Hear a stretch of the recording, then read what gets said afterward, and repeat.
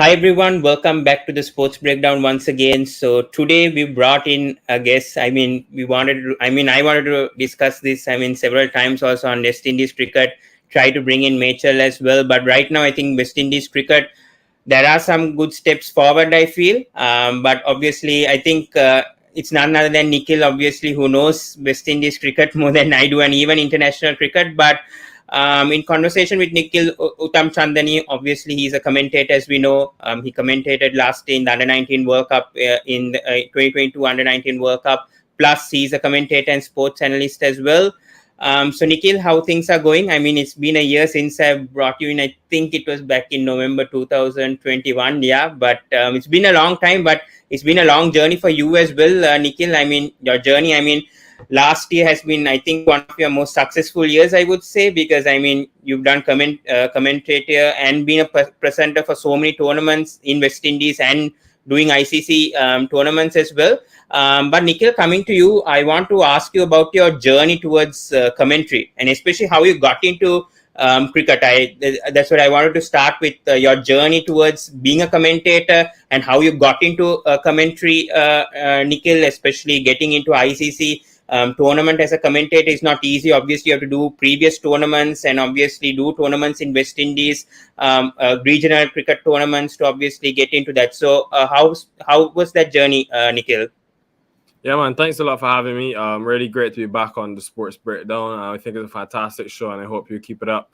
In terms of your question, in terms of the journey sort of thing, it's hard to explain sometimes because I think many people think, it's a clear-cut, sort of one-size-fits-all. But to be honest, man, it's very complicated. I think I've been grateful to be blessed with certain opportunities throughout my career. But, basically, it just started from a passion, which is what I think is the best way to start any profession or anything you love. Just starting at 12 years old, just commentating at my local club. And then slowly using more experiences, learning a lot more every single day. About the industry, about ways I can improve on things I'm doing, about ways I can be more multidimensional and three-dimensional as well, using sort of the written, the video, even the audio side of things. And yeah, I think, as you said, last year was a fantastic year for me. Being able to go on ESPN and do the Super 50 and as you said, do the U19 World Cup. And I'm really, truly grateful. I hope now that I'm able to put myself out there enough to keep getting opportunities. But I think if I had to answer the question with one or two sentences, how did I get into commentary? I think it was just following a passion and building from one passion to the next and just sort of enhancing my dream more and more as the years went on. Yeah. And as you spoke about the Under 19 World Cup, Nikhil, how was the experience, especially commentating with other cricketers? I think even Carlos Brathwaite was there, if I'm not mistaken, in the Under 19 commentary last year. And so many legends over there. You commentated basically with Curtly Ambrose and all these legends over there. So how was the experience in the Under 19 World Cup last year, commentating and doing matches last year? How was that whole surreal experience? Because it's your first time ever commentating and doing presenting as well in ICC tournament. So how was that experience? Yeah, it was amazing, man. To be honest, to see people my age playing cricket and then having the opportunity to talk about a Dawar Brevis, who now is one of the biggest stars in the world, or even a Rayan Ahmed, who now has played for England and at the test level, etc. I think it was, as you said, surreal is a great word for it, because just to see people my age and sort of the level that they can get to and the level that they were able to achieve. And then from a West Indies side of things, I did a lot of their games.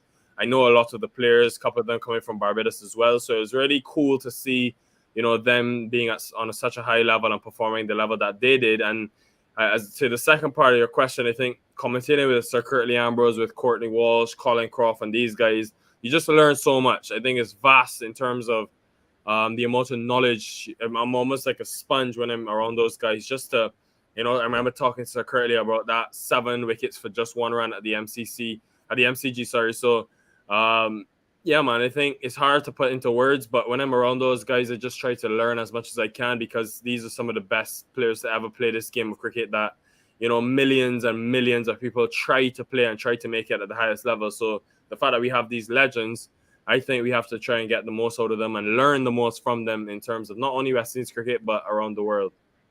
Yeah, very true.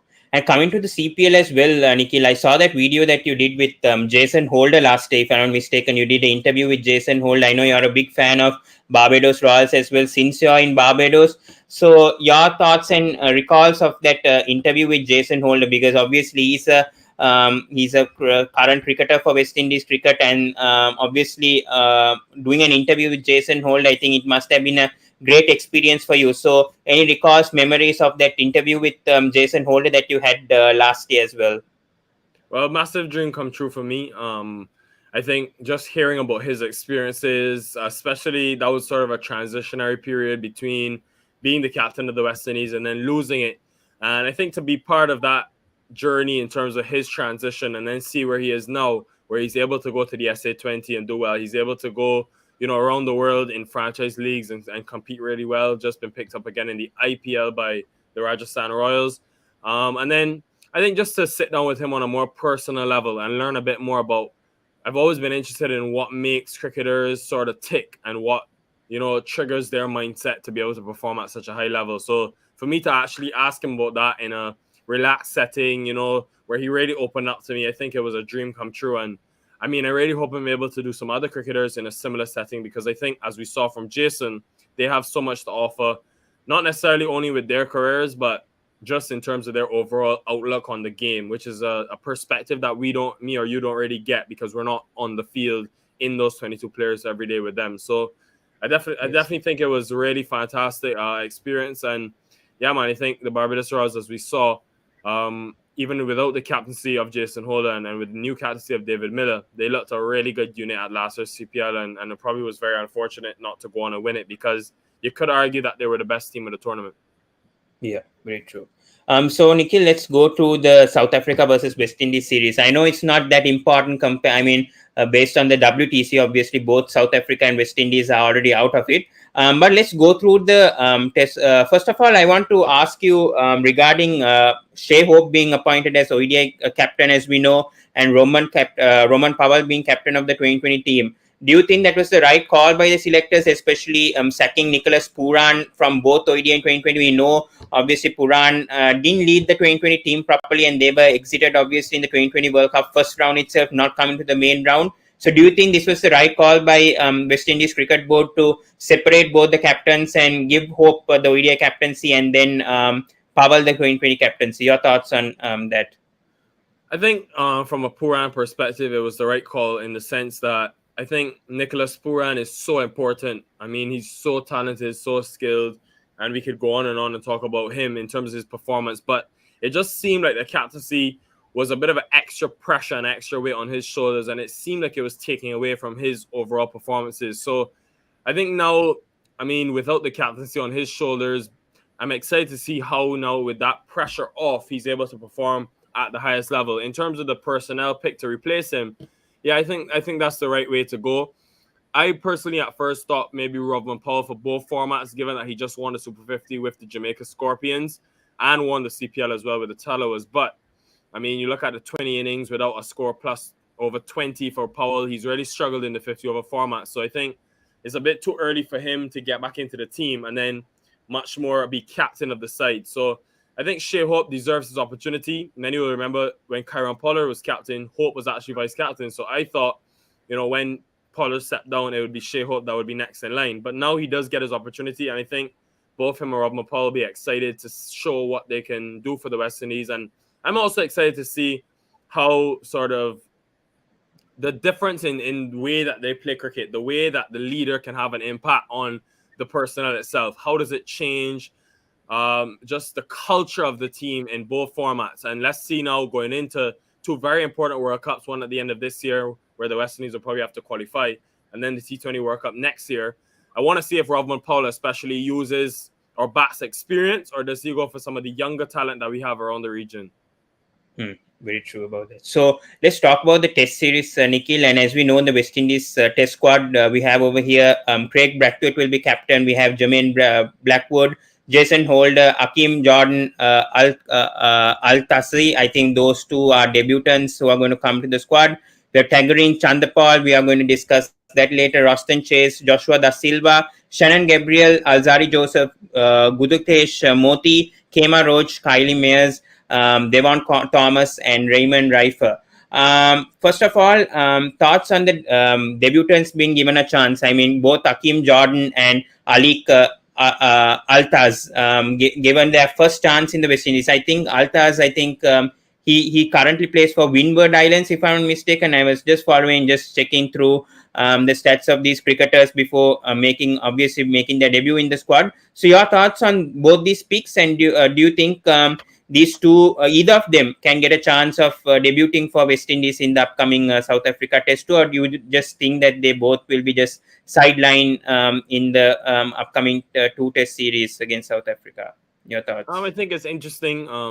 I think both. I was quite surprised that both changes were made, in the sense that from Akeem Jordan's perspective, he's only played 5 first-class matches, and whilst he's had a fantastic first 5 games, averaging just 17 with the ball, I still felt it was a bit early. I would have liked to see him in the remainder of this, first-class season, compete for the Barbados Pride, and just, I think, get some more matches under his belt, more experience at that level before he sort of was given that opportunity in Test cricket. And for Ali Athanaze, I do think, the 24-year-old, he's shown signs that he's ready, but he just got the captaincy for the Windward Islands, just scored his first 100 in first-class cricket as well. I would have, again, liked to see him play the full season, play some more A-team cricket, and then get that call-up to the Test team, especially for Nkrumah Bonner, because I think you look at Nkrumah Bonner, second highest Test average in the West Indies team at the moment.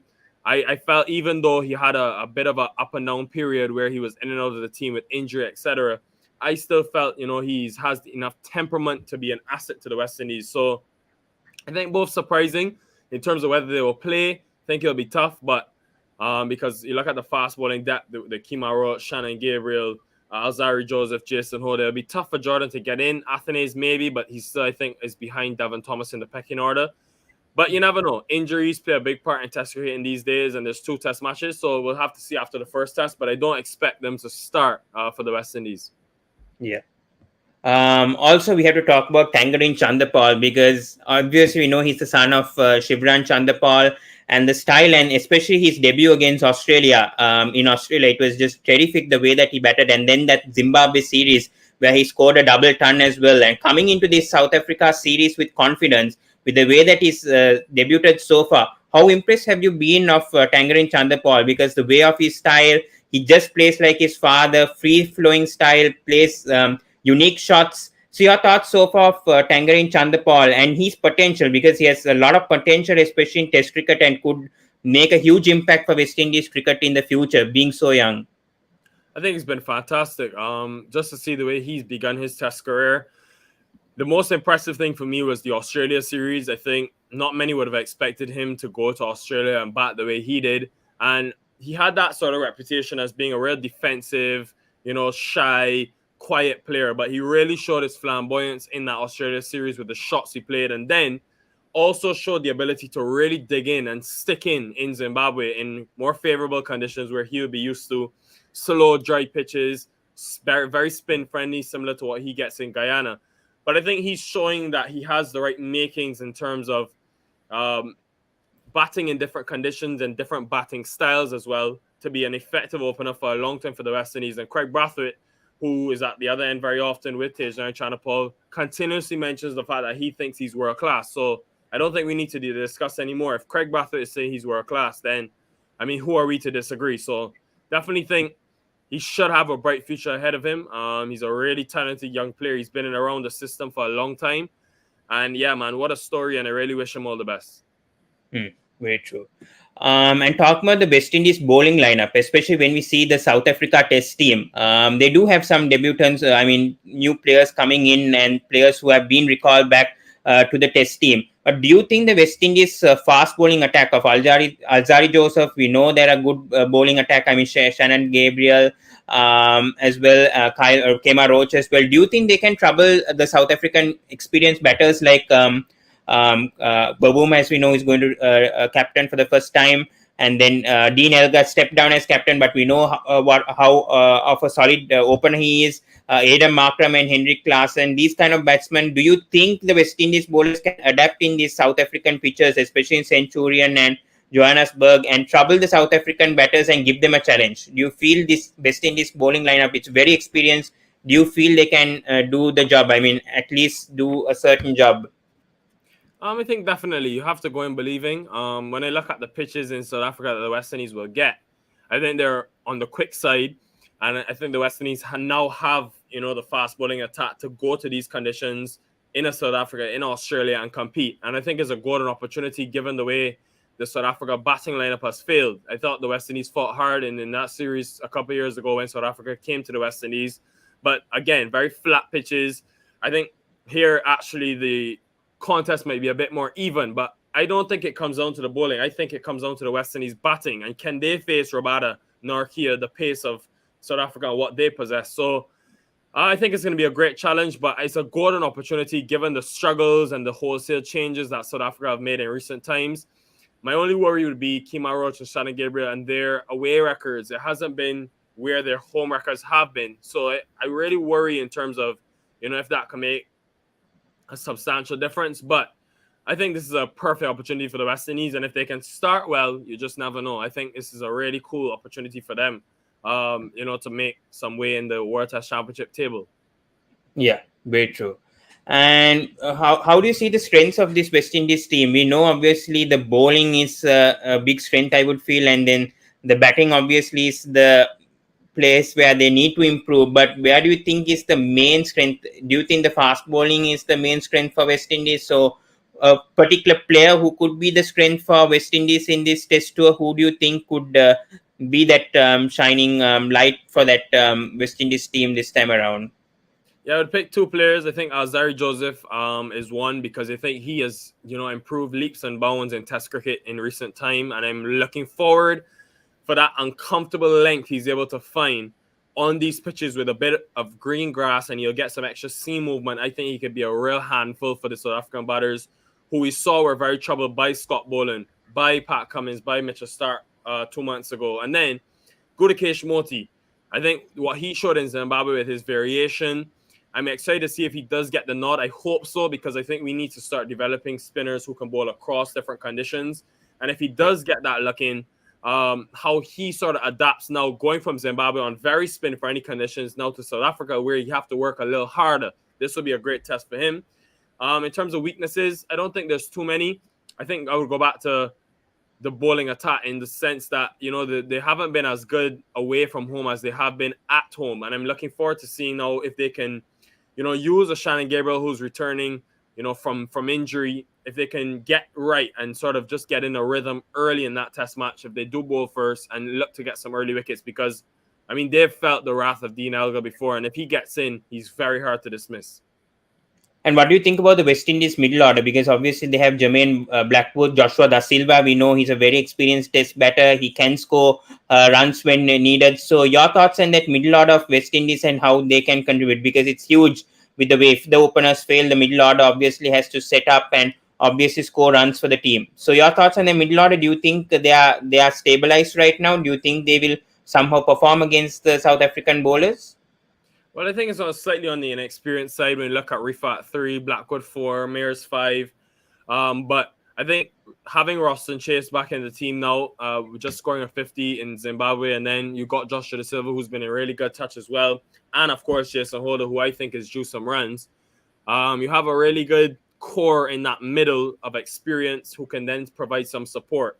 It's going to be a test for Rifat 3, but a real opportunity he deserves. And then, of course, you have the option of going Davin Thomas as well, who looked impressive in that test match he played in Australia. So I think it's a really good challenge for the West Indies to see exactly where they're at. It's probably a better measuring stick than Zimbabwe, just to see, against a high-quality opposition. They just played Australia. How much have they learned from it? And, of course, you've got new administration now in Andre Kohli and the West Indies head coach. How much can they improve from that Australia series? Yeah, very true. So as we know, the test schedule for West Indies versus South Africa, it starts tomorrow actually from the 28th to 4th March at the Centurion, the first test, and then the second test on 8th March to 12th March at Johannesburg. So hopefully, let's hope the best that West Indies can pull off a victory or even the series as well. So good luck on that. So let's go to the ODI series now, Nikhil, because they've already announced the ODI squad as well. And as we know, Shea Hope is obviously captain. They have Roman Powell as vice captain, Shamra Brooks, Yannick Carrier, Casey Carty, Roston Chase, Jason Holder, Sharon Gabriel, Akil Hussain, Brandon King, Nicholas Puran, Kyle Mayers, Romario Shepard, and Odion Smith. So thoughts on actually, I was surprised when I was looking at this squad, Nikhil, that Alzari Joseph was excluded from this ODI squad. Was there any reason why Alzari Joseph was, dropped from this ODI squad, or did he have any issues getting, because he was having a fantastic ODI, series, and follow through, in the past year, and I was surprised when I was seeing this squad that Alzari Joseph was excluded. Yeah, I think it could be around injury and just sort of maintaining his body. When you look at Alzari Joseph and the workload he's had in the past year. So, as you said, that's been his best format, the one international format. But I do think, he's someone that the West Indies will benefit from having long term. So you probably just want to manage his body and get him ready for a lot of cricket to come, because he's going to be going to that IPL. He's going to be going to a lot of the tournaments throughout the year. So I think they want to have him fresh, and you have a Shannon Gabriel who you're bringing back, to sort of replace Alzari Joseph. And I think he can provide the similar pace as Alzari Joseph. Whether he can be as potent in terms of wicket taking is another question. Yeah, very true. Also, when we look at this ODI squad, I think Yannick Carrier didn't do that well in the 2020 World Cup. As we know, he was a bit expensive, didn't get much runs. And then Casey Carty, obviously left arm pace bowler, brought in as well. Your thoughts on both these picks by West Indies? Because both of them haven't been playing much ODI cricket recently. For West Indies, I would feel, I'm not sure about domestic, but for West Indies. So your thoughts behind these two picks, especially Yannick Carrier in South Africa? Do you think that was the right choice? I think, again, it's tough to leave out Carrier because I don't think he's played enough cricket, just the series in New Zealand. So I want to still have another look at him and really, before I decide, have a closer look at him to see, how can he go in tougher conditions in South Africa now. But yeah, I think I would have liked to see even a Kevin St. Clair included, because he played in the last series and then we haven't really heard much about him. So there's a lot of situations with players up in the air, which I think need some rectifying in terms of, their clarity and want to play West Indies cricket. And yeah, I'm looking forward to that transparency. But I think probably Akil Hussain will be the only spinner to play in South Africa. I don't see Carrier getting much opportunity. Very true. And Nikhil, coming back to you as well, the biggest worry for Shea Hope, he's the captain for this team now, the new team. But as we know, his strike rate, we know he's been scoring runs, around 700, 800 runs last year. But his strike rate is a bit of a concern. Obviously, his strike rate is around 70 to 80. I know in ODI strike rate is not a huge factor, but still as an opener, you would want to obviously maintain about a 90 to 100 strike rate, especially, and give a solid start. But we haven't seen that from Shea Hope in the past 2 to 3 years. In this series, obviously, it's a good chance for him, to improve the strike rate and get it better. But your thoughts towards that weakness about Shea Hope's strike rate, because a lot of people have been criticizing or complaining about Shea Hope's strike rate. He's not scoring runs at a quicker rate. We know that he scores a lot of runs, but then the strike rate obviously does matter a bit when it comes to openers. So any thoughts towards Shea Hope's strike rate concerns? For me, I'm not concerned about it at all, man. I think, many people are fast to criticize Shea Hope, but when you look at his performances in matches that the West Indies have won, he's instrumental. I think averaging close to 70 in those matches. So I really can't pick a fault with a man that's been so influential in the West Indies side. And yeah, I think that's enough said on that discussion. I don't think, you could really criticize Shea Hope too much at all in anything he does in the ODI format, because he's one of the best in the world and he's right up there with the Steve Smith, with the Babar Azams, with the Virat Kohlis. Yeah, definitely. Yeah. And talk about the fast bowling, as we know, Shannon Gabriel is there. They brought back Romario Shepard and Odion Smith. We know these two obviously are very experienced bowlers, and they've been playing in franchise leagues and now been brought back to the ODI squad. So your thoughts towards Romario Shepard and Odion Smith being included back I mean, especially Romario Shepherd was excluded also from the 2020 World Cup. And when we speak about the 2020 squad, also talk about Romario Shepherd. But your thoughts behind these two selections as well? Was it the right decision bringing them both for the ODI and 2020 series? Yeah, I think so. In terms of all rounders, very valuable in white ball cricket in these days, and I think both of them really provide a lot of value to the West Indies team. Shepherd, especially because of his batting, and that's why I thought he should have went to that T20 World Cup just because of what he offers with the bat in hand. And he was impressive in that SA20 tournament. He would have been acclimatized to South African conditions by playing for the Johannesburg Kings, I believe it was. And yeah, I think all in all, a pretty balanced side, and happy with the West Indies and their chances in this ODI series. But it's not going to be easy because we just saw South Africa beat England pretty convincingly. So it's going to be a big challenge for them and a very important series going into that qualifiers. Do you see any weaknesses in this West Indies ODI squad, mainly, especially them going to a ODI World Cup? They are at risk also of going to a qualifiers. We know they are 8th right now with 88 points. It does depends on South Africa, obviously, beating Netherlands 2-0. Sri Lanka, meanwhile, beating New Zealand, because they are at that age right now. Most likely, they might go to a qualifiers. But any thoughts? Because they may, if they head to a qualifiers in Zimbabwe in July, do you think this squad can obviously manage to qualify for the ODI World Cup this time around? Definitely think they can qualify. Let's hope it doesn't get to that stage where they do need to go through the qualifying route. My only worry would be sort of taking the pressure off of Shai Hope, because I think in the recent last 2 years, if Shai Hope hasn't come to the party with a bat in hand, the West Indies have struggled to get to 300, which is becoming pretty much a par score in 50 over cricket. So I think the biggest thing would be for the Purans, for the Brandon Kings, the Shamar Brooks in that middle order to really step up and take some of that weight off of Shai Hope's shoulders. Yes, very true. So let's so as we know the schedule for the West Indies versus South Africa, the first ODI actually starts on the 16th, second starts on the 18th, and third is on the 21st. The first two matches are day and night matches, and the third is going to be a day match only. So let's go to the 2020 squad right now, Nikhil. So as we know, Roman Powell will be leading this side. Kyle Mayers, Shamra Brooks, Yannick Carrier, Johnston Charles has been included back.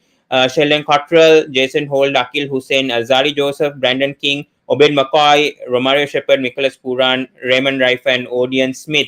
Why has Evin Lewis been excluded from the 2020 squad? I know he sort of failed in the 2020 World Cup, but a bit surprised as why they've excluded Evin Lewis straight away after the 2020 World Cup. Any thoughts of why West Indies Cricket Board has done that?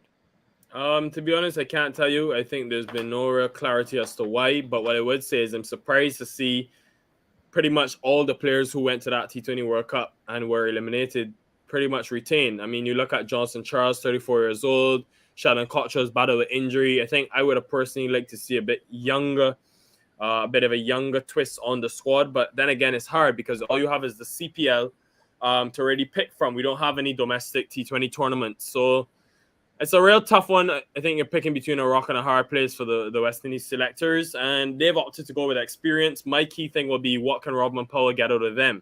Can he bring something better than Nicholas Puran was able to extract out of them? I think Powell is a fantastic leader, and he showed that throughout 2022. So let's see if what he can do with this T20 squad is good enough to get them, in a much favorable position in terms of that T20 World Cup next year, because it's never the talent. We always have it. It's just whether we can execute on the day. Yeah, very true, Nikhil. But coming to West Indies cricket in 2020 cricket, because this is really concerning, because we know West Indies cricket has been a dominant team in 2020 cricket, but I feel over the last 2 or 3 years, they've been declining. And obviously this has happened because due to the main stars obviously leaving, like Dwayne Bravo, DJ Bravo, Chris Gale, Kyron Pollard, all these legends leaving, and this is a young team. And right now they obviously also exceeded in the 2020 World Cup first round as well. Do you see in 2024 at least, because it's in West Indies as well, this West Indies 2020 team can live up to expectations in 1 year's time? Because it's not going to be easy. Obviously they're sticking to the same team that exited in the first round, which is another concern as well. But obviously I see that they're trying to go for experience. But your thoughts on this 2020 team, especially the way that they've gone so down in the past 3 to 4 years, I would say, in 2020, because they were dominant force by 2016-17, and because these legends have left, and there hasn't been players that have been able to fill in these roles of such caliber players that I mentioned.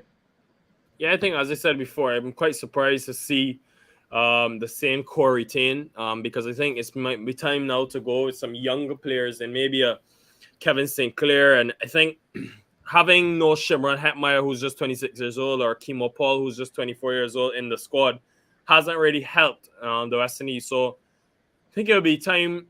The key thing will be, how do you iron out those differences and get those younger players performing for the West Indies and back in the team, because I think you need to have the pool of players to be able to pick from to have any chance at these major events. You look at Australia, look at England, they're continuously rotating talent, and the West Indies have failed to do that in the last 3 or 4 years. Very true. And seeing back this 2020 squad, and as we know, the fast bowlers, I mean, I've been watching West Indies fast bowlers close in franchise cricket. Really concerning. I know Odion Smith and Romario Shepherd, especially Odion Smith, he is a wicket taker. He does take wickets when possible. But the issue is the economy. And the thing is that he tries, especially in the death overs, it's a bit of a concern. Especially, I know Odion Smith is a class bowler. I know that. But still, he goes 9 to 10 runs and over. Same with Romario Shepherd. Whatever I've seen with CPL, I don't doubt his talents. Both of them are talented, but they do go runs. And same with Obed McCoy, but I've seen some improvement with Obed McCoy, at least that he tries to be consistent at times. But your thoughts overall of these West Indies fast bowlers, especially in 2020 cricket? But what I've seen in franchise cricket, I was not that impressed, but hopefully they do well in this South Africa series. But any thoughts towards this fast bowling lineup that they have right now? I think I've been pretty impressed with the way that the core of the West Indies bowling attack has been sort of constructed. And you look at Jason Holder with the new ball, you look at Alzari Joseph with the new ball, and then the variation that Obed McCoy has been able to provide him. He's been one of the best bowlers in the last 2 to 3 years of T20 cricket. And even in the IPL, he showed his real value with the back of the hand, slower balls, etc. As you said, economy can be a concern for Shepherd and Smith, but for me, I don't mind having one bowler who's going at 9 or 10 runs and over when he's taking wickets, when he's taking 2 and 3 wickets every game. So I like the different ways that this West Indies bowling lineup can attack you from. You know, you have the pace of Joseph, you have the variation and height of Holder and McCoy. You have the wicket-taking ability of Shepherd and Smith. So all in all, I think a very strong bowling lineup. It's probably more the batting that needs to come to the party for the West Indies. Yeah, very true. I think the openers, especially, I think the top part of West Indies has been a bit of a concern, I think, over the past 2 years, and they've been bringing in experienced players like Johnston Charles and all back. I don't doubt the middle order, obviously, with Roman Pavel and Shemra Brooks. I think they do really well in that middle order, and Puran as well batting at number 4. I think the middle order is settled, but I think the top part, especially the openers and number 3, should contribute runs. We didn't see that with West Indies in the 2020 World Cup. The middle order had to step up, and the openers didn't step up, especially Myers had a poor 2020 World Cup. And also, your thoughts on that top order for West Indies and how they need to step up, especially we've seen in the past West Indies cricket, the top order is the main dominance when we see, especially Chris Gale, Levin Lewis, Marlon Samuels, all these cricketers scored runs and then obviously put up a good score, 160 or 170 in 2020 match. But we don't see that nowadays with West Indies cricket. We see them scoring 130s and 140s. I think they're definitely missing something, and I think something that Shimron Hetmeyer could provide. So he's been a huge miss to this team, and also Nicholas Puran. The two of them, for me, are the key to whatever the West Indies do going forward. Been happy with Mears and King at the top of the order in terms of getting them off to good starts in the power play, but I do think you're missing desperately Shimron Hetmeyer, who can come in and do what he's doing in the IPL, come in at number 5 and really accelerate between overs 14 and 20. So for me, I think he would really complete the puzzle. But if he's not interested in playing West Indies cricket, then obviously they have to find another replacement and use this year's Caribbean Premier League to find someone. But I think batters around the region should know that there's a real opportunity to have a place in the West Indies team, given, you know, there's been sort of inconsistency with that top order. Do you think Shamra Brooks can actually fill that place, especially in that middle order? I think the number 3 position, I think Shamra Brooks has been considered at times. Do you think he's the right player, obviously, to fill in Hetmeyer's shoes, or probably in that top order perhaps? Or do you think they'll have to go back to the CPL and find out a new talent? If Hetmeyer, I don't know for what reason Hetmeyer has been excluded. Obviously, after that incident last year, they haven't taken in Hetmeyer yet to the 2020 squad. But any thoughts towards that? Because I think that's a huge field if Hetmeyer is not going to play for West Indies at all in the next 2 years, and especially the 2024-2020 World Cup. It's a bit of a concern. Yeah, definitely. I think Shamar Brooks showed in the CPL that he's more than capable of batting at number 3. The only way I think sort of he misses out from Sherman Hetmeyer is having that explosiveness. He doesn't have the explosiveness in T20 cricket that a Hetmeyer has when it comes to 6 hitting and big hitting. But that 100 he scored is one of the best T20 innings I've ever seen. So he's shown us, but now it's to do it at the international level for Shamar Brooks. And I think if he's given time and given enough matches, I'm sure he can make a difference and be a main contributor in this West Indies team. But they have options. They have Brandon King, who can bat at 3 in case Charles opens the batting. They have Raymond Rifa as well, who's batting at 3 in the test team, or even Puran, who's batted at 3 in the past. Yeah. And coming to you, Nikhil, talking about Roman Powell, obviously a captain. Do you think he can bowl actually 3 to 4 overs? I think he has the capability of obviously playing as all rounder, but we see him recently is only playing as a batsman, only pure batsman, and as a finisher. He does bowl 1 or 2 I've seen in franchise crickets, but not every match. Do you see he could probably play as an all rounder? Same with Kyle Mayers. I think both of these players are good all rounders, but if they can bowl a bit and then contribute to the team, I think at crucial times, I think that would be good for West Indies cricket. So your thoughts towards that? I think it depends on the surfaces. Mayers, I think, as we saw in the T20 World Cup, has that ability to get that lateral movement. So because of that, the West Indies have liked to use him with the new ball, but he hasn't had the success that he's had in the CPL with the ball in hand in international cricket because it's a completely different level. In terms of Robin Powell, I don't think it's necessarily needed. The West Indies have 6 or 7 options that I would put before him. I think his main focus will just be obviously field setting, decision making, and getting the best out of his guys, when required, because I think they have enough with the ball in hand that they don't really need Powell. I guess on a slower surface where you might see some more pace-off deliveries, maybe a Robin Powell could come into play. Yeah, very true.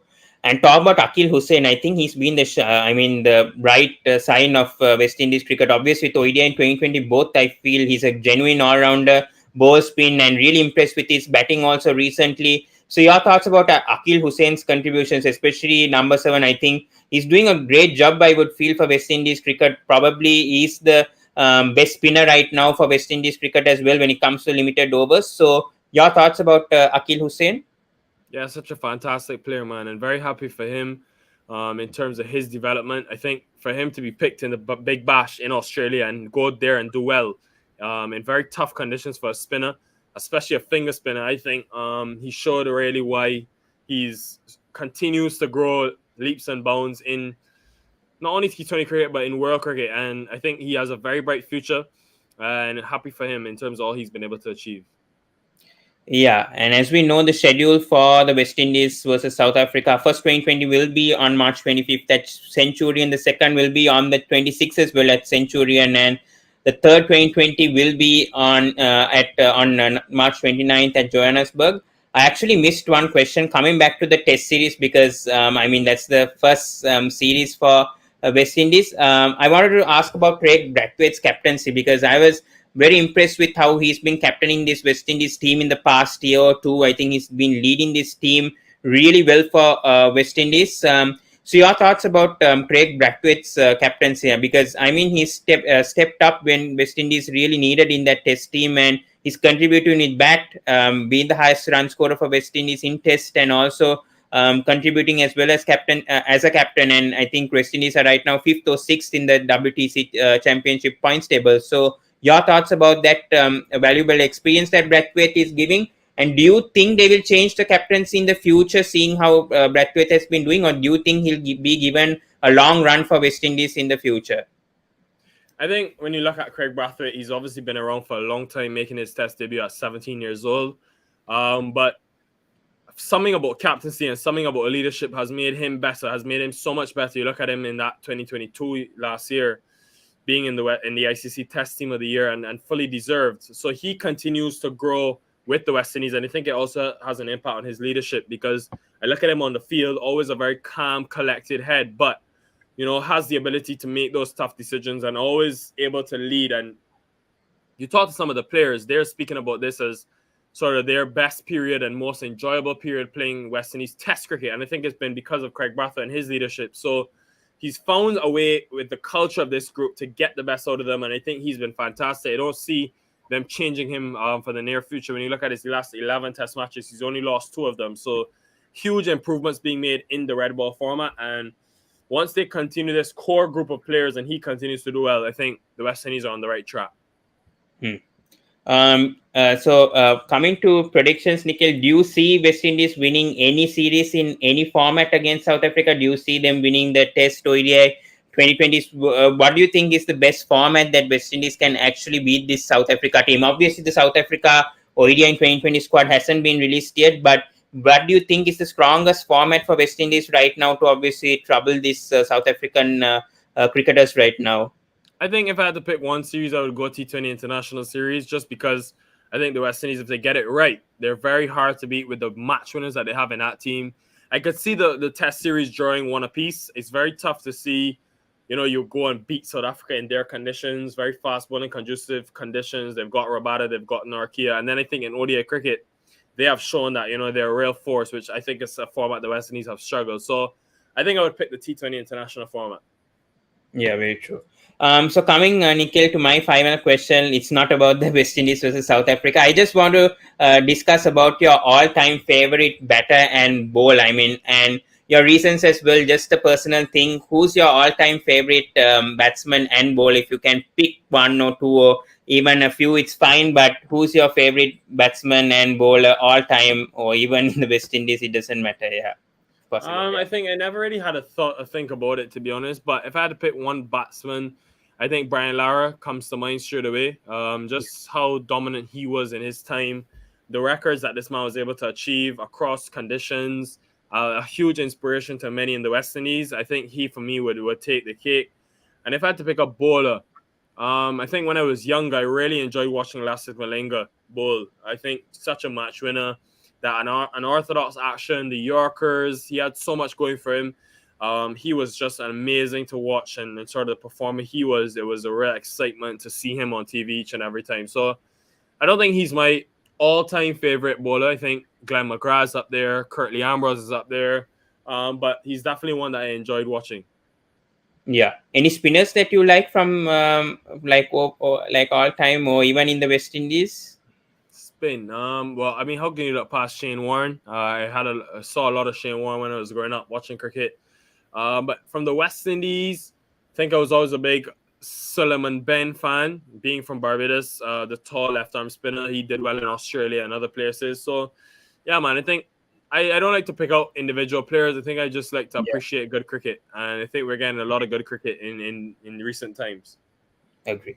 So, Nikhil, let's conclude the video here. So, thank you so much, Nikhil, once again for joining. I think we did this all 3 series under hours. So, it was great chatting with you, Nikhil, and all the best for your future endeavors, and obviously with your commentary and with all your cricketing things in the future. So, all the best for that, Nikhil. And yeah, we'll conclude over here. So thank you so much, Nikhil, for joining once again. I hope you had a good time discussing, and hopefully West Indies do well this time around. Thanks a lot for having me, man. Yeah. So thank you so much, guys. So please do subscribe to Sports Breakdown, like, comment, and share on this video. So let's see how the South Africa versus West Indies series goes along. It's going to be an interesting series. Obviously, it's not going to come into the context of either the World Test Championship or even the ODI Super League. But let's see how things go for both these teams. So we'll conclude over here, guys. So thank you so much and see you in the next video. Good night, guys, and have a good day.